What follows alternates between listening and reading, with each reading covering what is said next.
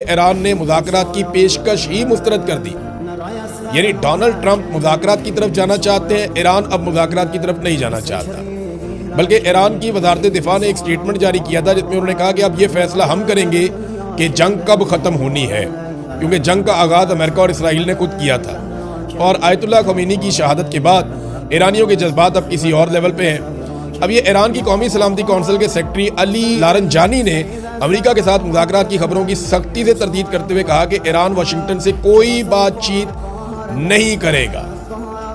यानी ये अब एक तरफ डोनाल्ड ट्रंप कहते हैं जी बातचीत कर लेते हैं, आ जाओ जौहरी तनाज़े के ऊपर बैठ जाते हैं, हम बातचीत करते हैं, लेकिन वो कह रहे हैं जी हम बात नहीं करते। और देखें अमेरिका की फ्रस्ट्रेशन बढ़ती जाएगी। मैंने आपको पहले दिन कहा था कि डोनाल्ड ट्रंप को ये सारा कुछ जल्दी रैप अप करना पड़ेगा, वो लंबी लड़ाई का मुतहम्मिल नहीं हो सकता। इससे खलीजी ममालिक का और अमेरिका के इत्तेहादियों का बहुत नुकसान होगा।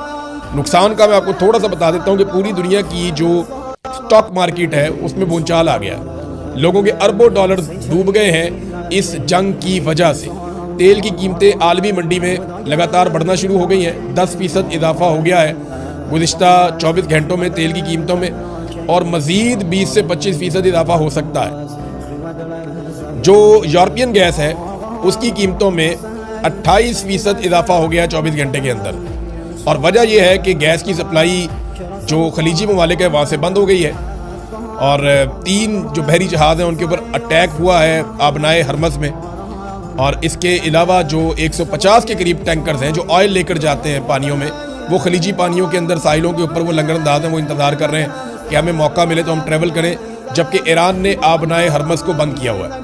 अब ये सारी चीज़ें ना खलीजी ममालिक बर्दाश्त नहीं करेंगे और आलमी मंडी के अंदर भूचाल आएगा, कारोबार को बहुत नुकसान पहुंचेगा, और जो माली नुकसान है अमेरिका का, यूरोप का, वो बढ़ता जाएगा।